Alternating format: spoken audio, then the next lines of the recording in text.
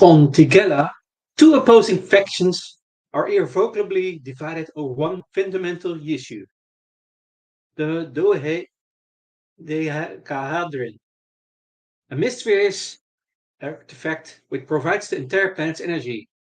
But the Sevens and the Deans, locked in a crippling stalemate and their civilization on the brink of collapse, the Tigalan leader, Zestor, seeks for Doctor's help. But the Doctor and Romana II have been trapped aboard the TARDIS in a time loop by Meglos, the last of the Zolvaturans, who will stop at nothing to steal back the awesome power of the dodecahedron. Welcome, friends and companions! All sort of fans meet on this channel for fun chats about their beloved books, movies, series, and franchises. We also talk about food and drinks, music, and sport. Random, because we will discuss everything that involves entertainment, including movies and series, books, and music. Random, because we'll broadcast on non-fixed times, actually on many different times. You need to subscribe to this channel to know what time the broadcast is.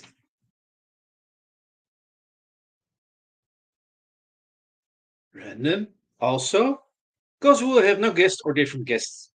It depends who wants to join me in the live stream slash panel. If you want to join me in the live stream, feel free to contact me via Discord or YouTube, and we will see and we will look what is possible. Discord channel is called Discord server is called Random Entertainment Channel Tag Doctor Who. So cheers, mate. Have lots of fun. Your host, Enigmatic Joker. So, and today we have a fourth Doctor story, Meglos, with Tom Baker.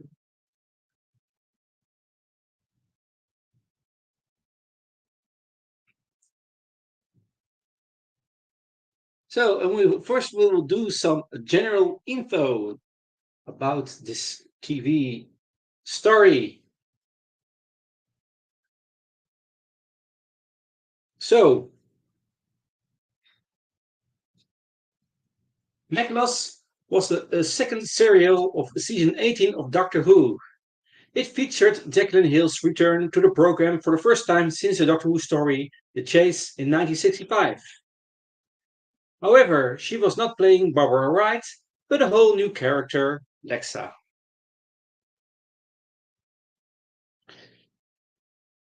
Meglos also allowed Tom Baker to play the Doctor and also the main antagonists of the story, making Baker the third actor of the Doctor to have played both the Doctor and one of the main antagonists in the story, following William Hartnell in The Massacre and Patrick Troughton in The Enemy of the World. Meglos came into being after Christopher Pittenmead purposefully sought out Joe Flanagan and Andrew McCulloch as new talent. Then Turner was unimpressed with the ideas put forward, and the serial was shuffled to various placements in the season, largely because it didn't feature Edric. Behind the scenes, Meglos was highly innovative as the British Broadcasting Corporation's first issue of the Scene Sync, a motion control technology that improved the believability of composite shots that used CSO. It will be the only Doctor Who serial to avail itself of the technology. Nevertheless, other BBC productions would use the Scene Sync based on a successful test, such as Barry Lett's Gulliver and Lilliput, starring Elizabeth Sladen. That's though we see the sync story. And of course, we will now dive into the plot. So, spoiler alert: if you haven't watched or listened to this story, this four-parter, please, I highly recommend you to watch or listen, watch and listen this story first before you listen further to this plot. Okay, I take some water and then we will start with part one of this story.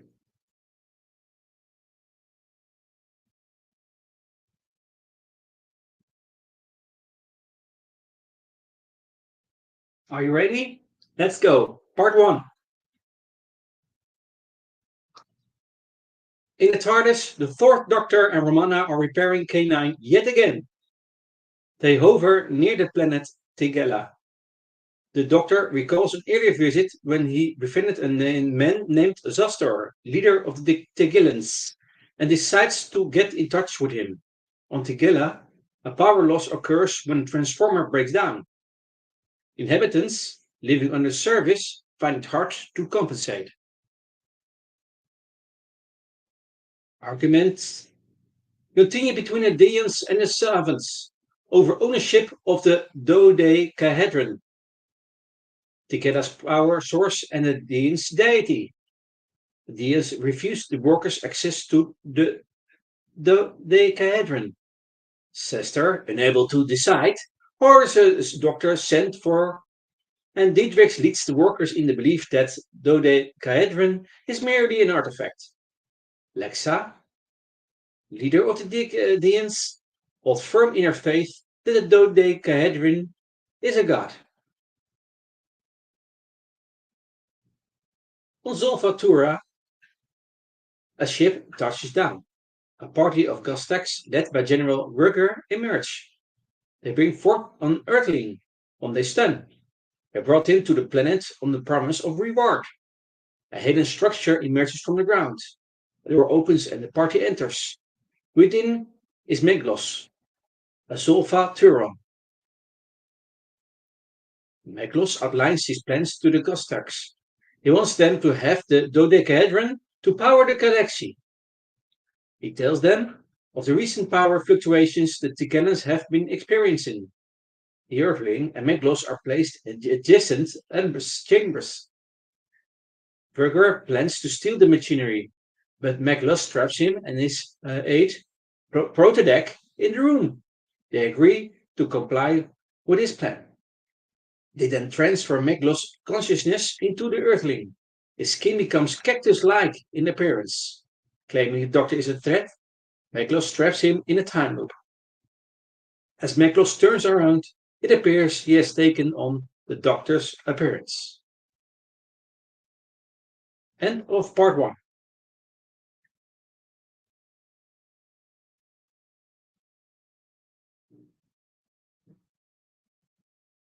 Part 2. On board the TARDIS, the Doctor and Romana continue around the loop. Their only respite is a small period of freedom between the loops. Meanwhile, Meglos lives with the Gaztecs in their ships. On Tigella, Lexa tells Sester that she will allow the Doctor access to the dodecahedron if he swears the Dean oath. Outside, the Gaztec ship lands. Gaztecs stay with their ship whilst Meglos enters the Tigellan city and introduces himself. The Doctor and Romana break the loop by performing the actions before they happen, freeing themselves. Meglos swears allegiance to Tai in the Dean ceremony. He tells the Tigellans that it is not safe for them to remain near as they are not Time Lords like him. They agree to leave him to work alone. Meanwhile, the TARDIS lands, while Tigella and the Doctor and Romana emerge. They are crossing the grounds to the city when Romana is attacked by bell plants. The Doctor and K9 continue on their way, unaware of her troubles. Meglos inspects the dodecahedron and places a device on it. Lexa and Caris hide outside, having stayed behind to secretly observe the goings-on. After Meglos leaves, they enter to find the dodecahedron gone. The Doctor and K9 arrive at the Tigellan city. The guard tells him he didn't see him leave. Confused, the Doctor shrugs it off. He orders K9 to find Romana after noticing her absence. Meanwhile, Romana frees herself from the plants. She notices a scorching on some of the vegetation. Lexa and Karis report their finding to Dietrich, a sister, and order the capture of the Doctor. The real Doctor is taken prisoner. Romana stumbles upon the guest ship and finds it responsible for the burning. The Gaztecs notice her and she runs. K9 heads back to the city as his batteries run low. The Gaztecs corner Romana and Brotadec orders their death. End of part 2.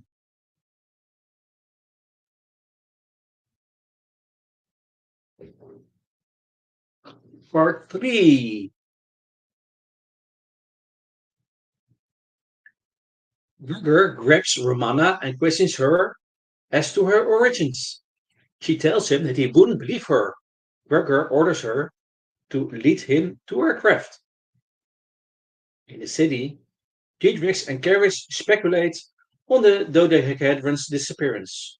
An announcement informs them that the power loss has reached critical. This means the city will collapse. Outside, Romana leads the Gaztecs in a circle back to their own ship. The Decalions try to stop the damage. They have 2 hours to prevent the collapse. Lena and Zestor question the doctor, and he realizes they see him as the thief. Meanwhile, Romana convinces the Gaztecs to give her another chance to take them to her ship. Zestor agrees to allow the doctor to see the power room. Meglos is harassed by the Earthling he took over. Who is fighting him? Meglos approaches Caris and tells her she will obey him. She shows her an impossible thing to prove his power, the shrunken dodecahedron. Lexa returns to her Deans and gives them orders. The Deans stage a revolution.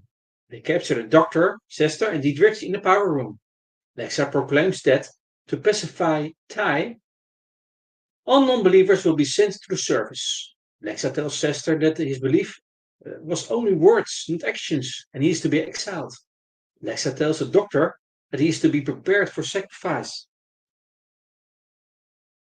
Outside, Romana leads the Gaztecs to build plans. Stepping on the route, she instigates an attack and runs away. The city doors begin to close. Romana finds K9 in a bush and carries him outside. The Gaztecs break free, but are too slow to get indoors. Caris tells Meglos he cannot escape, but he disagrees, telling her that there are ventilation shafts. He's again troubled by the Earthling. Though distracted by this, Caris pulls a gun on him and leads him through the city. The Gaztecs batter down the door and fight with the Decalions. The Gaztecs force the Decalions back. Romana sees Meglos, whom she thinks is a doctor. She hits Caris, dazing her, and Meglos runs away. Gaztecs ransack the city and Gregor quakes the K9, calling him, quote, useless, end quote. So Caris tells Romana that it was not the doctor she saw. Meglos emerges from the city and talks to Gregor, showing him the shrunken dodecahedron. Meanwhile, Lexa continues her ceremony, hoping the sacrifice of the doctor will return dodecahedron. The Gaztecs and Meglos board their ship again and prepare for takeoff. Romana and Caris begin to research for the real doctor. A large stone hangs above the doctor. It is suspended by 3 ropes. The demon burns through 2 of them. He moves to the fur. End of part 3.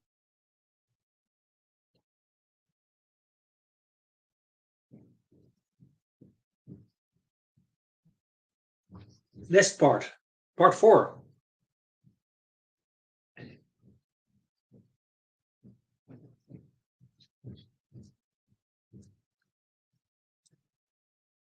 So. Sester and Diedrichs meet up with Caris and Romana. The Deans guarding the former are told of the attack and head for the surface. The new party heads for the power room. They rush in and Diedrichs grabs the flaming torch from a Dean, preventing him from burning the final row. Sester and Ramona tell Lexa of the Gaztec attack and that Meglos was the guilty one. On the ship, the Gaztecs and Meglos approach Zolfatura. Meglos promises Gregor and Botadek all the power they wish. The Doctor questions Meglos' motives in taking the dodecahedron to Zolvatura. Romana reminds him of the screens of Zolvatura and he conquers.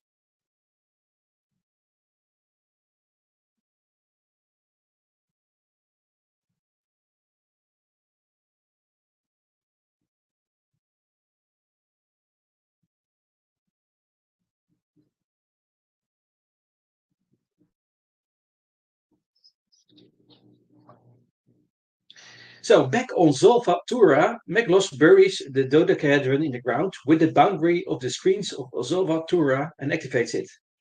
The dodecahedron rises atop of the Meglos room.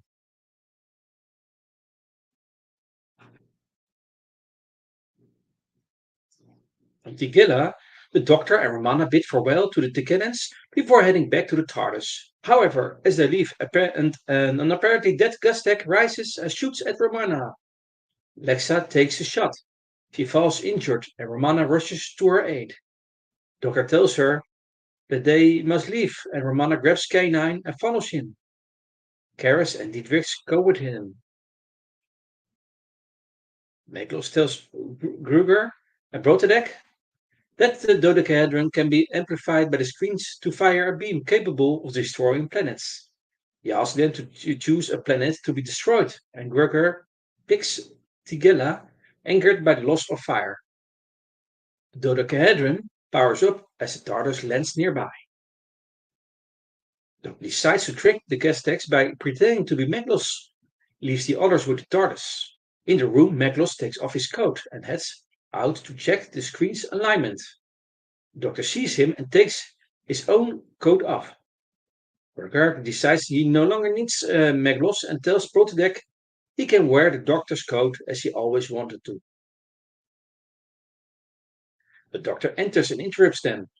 He stalls the countdown, telling them preparations need to be made. A Gaztek walks in carrying the real Doctor's coat. The Doctor tells Gurger it is a present for him. Gurger is impressed and pressures him to activate the dodecahedron.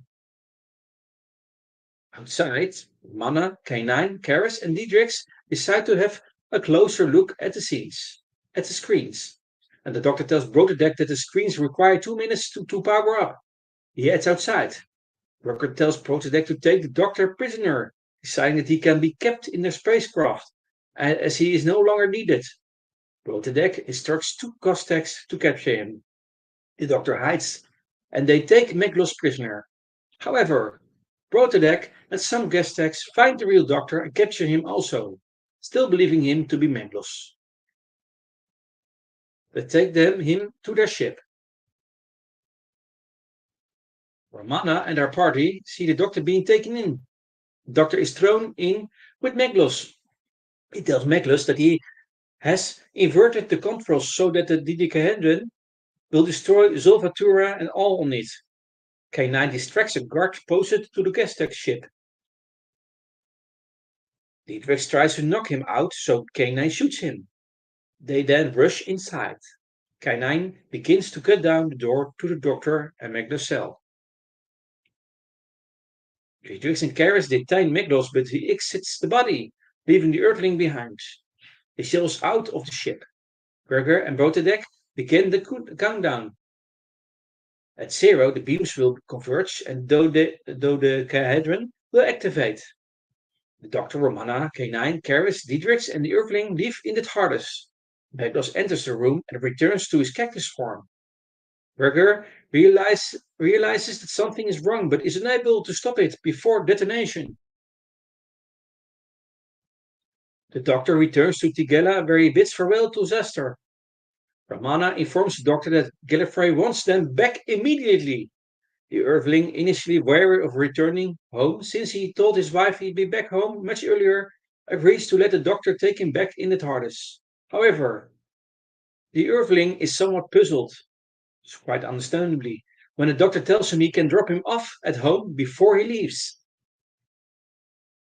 And that, my friends, is the end of the story, Meglos.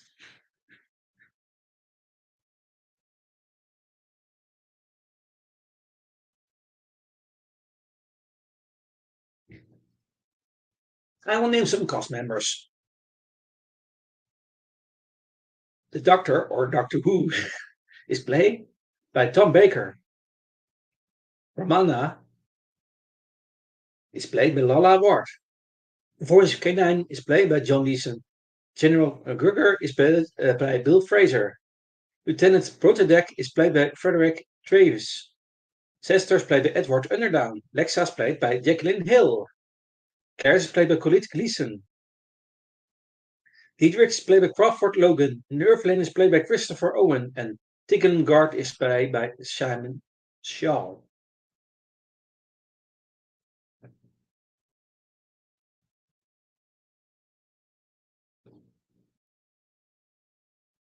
Some world building. K9. As a result of his brief swim at Brighton Beach, K9's batteries are damaged and now require a recharge every 2 hours. World building in relation to objects. The Doctor wasn't allowed to see the dodecahedron on his previous visit, but did as he remembers seeing it. World building in relation to species. The Tigellans know of the Time Lords. And the second thing is that the Time Lords are time sensitive enough to be aware of being in a time loop. World building in relation to Romana. Romana knows martial arts and has heard of the screens of Zolva Tura. Another thing in relation to individual Tigellans, Esrid is a part of Lexa's rebellion. Last thing, with world building in relation to individual is that Romana's outfit was inspired by Little Lord Fauntleroy. Some story notes.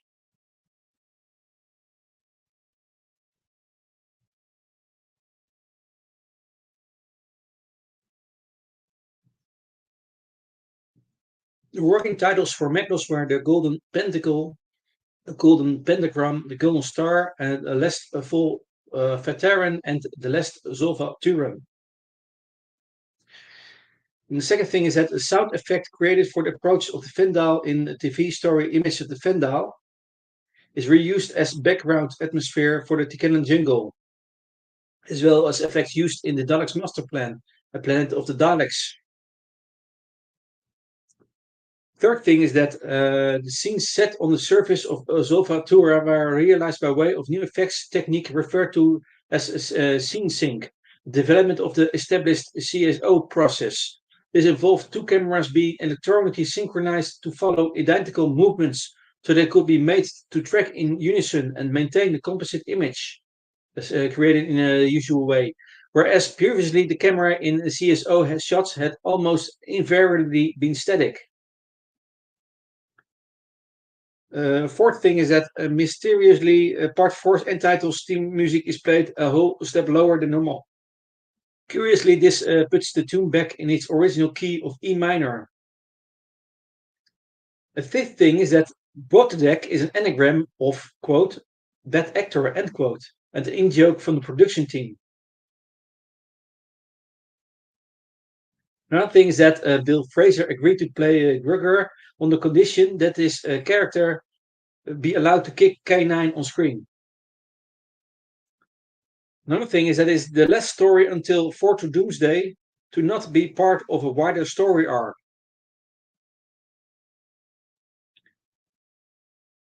For Doomsday, by the way, the Fifth Doctor story. Another thing is that it was the last story in season 80 to be released on both VHS and DVD.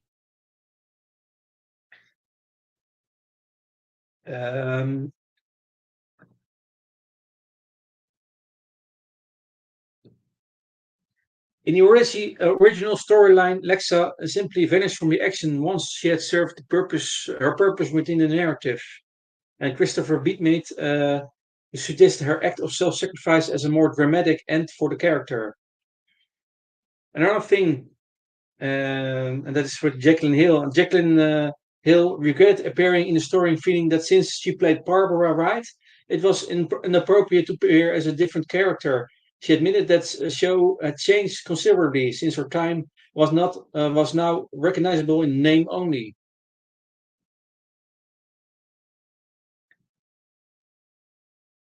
Um,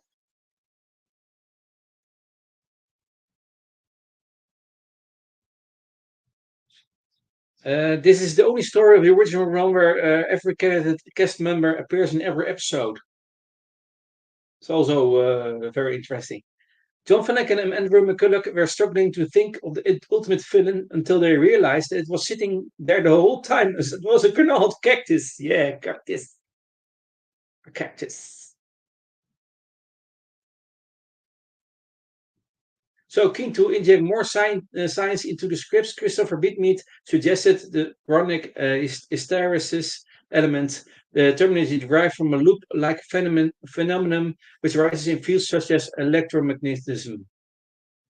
Another thing is that this story features the only use in Doctor Who of a camera linking system known as Scene Sync that allowed the use of non-static shots of characters superimposed into a miniature set. As the cameras on the actors were moved, the cameras on the miniature set moved the equivalent scaled amount automatically. And excess scale motion was achieved by trial and error, involving minute adjustments to the voltage delivered to the slave camera's motors. Another thing is that during production of this story, Madame Tussauds in London debuted the quote Doctor Who exhibition end quote. Included were sculptures of both the Fourth Doctor and his Meglos doppelganger. As a result, Tom Baker is the only person to have appeared twice in the Wax Museum. Another thing is that the dodecahedron was originally a five-sided object, thereby influencing the number of screens found on Zolvatura, rather than a 12-sided object made up of pentagons. Another thing is that John Nathan Turner chose Terence Dudley to direct, having worked with him on All Creatures Great and Small, and Dudley was also friends with Jacqueline Hill's husband, Elvin Rakoff. Another thing is that John Flanagan and Andrew McCulloch hoped that many of the scenes on Zolvatura and in Tigillan Jungle would be achieved on location, but John Nathan Turner decided that their scripts represented an opportunity to save money by confining all recording to the studio. Another thing is that for a time it was suggested that the guest text might exhibit an East Asian appearance, with Bill Fraser and Frederick Treves made up accordingly, but this notion was dropped. Another thing is that Christopher Beatmead was required to significantly expand some of the scripts, particularly part 3, which was found to be running 7 minutes short. Amongst the other material was Romana leading the guest text in a circle through the jungle. Another thing is that Tom Baker was now slowly recovering from the illness which had plagued him during the leisure hive, but his long convalescence was still damping his mood. And it is like the latex facial appliance he had to wear to give him a cactus-like appearance. And as of and that is the story notes. Um, okay. Continuity, because all stories and most of the stories and episodes of Doctor Who are in some way, to some extent, related to each other, or linked to each other, reference to each other. So continuity, three things. For the first thing is that the guest texts appear in a prose warmonger. Second thing is that the Doctor previously encountered a villainous doppelganger of himself in his first incarnation in the TV story The Massacre, and in his second incarnation in the TV story The Enemy of the World. Last thing in the continuity is K9 is being repaired during this story, the result of rolling into water when the Doctor hadn't set up his seawater defenses. You see that in TV story The Leisure Hive. And then, my friends, is this story Meglos. I hope you enjoy it. Um,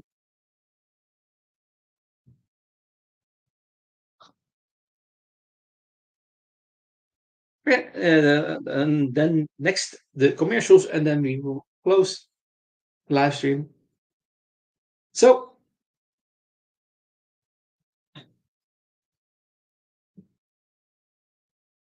sci-fi fantasy fans and all sort of fans meet on this channel for fun chats about their beloved books, movies, series, and franchises. We also talk about food and drinks, music, and sport. Random, because we discuss everything that involves entertainment, including movies and series, books, and music. Random, because we podcast for non-fixed times, actually many different times. You need to subscribe to this channel to know what time the podcast is. Random also, because we will have no guests or different guests. It depends who wants to join me in a live stream or panel. If you want to join me in a live stream, feel free to contact me via Discord or YouTube and we will look what is possible. And the Discord server is called Random Entertainment Channel Tag Doctor Who. So cheers, mate, and have lots of fun. Your host, Enigmatic Joker. That's me. So, okay. Again, I hope you enjoy this live stream, video, whatever. And I hope to see you next time and to hear from you next time. So, bye bye and have a nice day. Bye.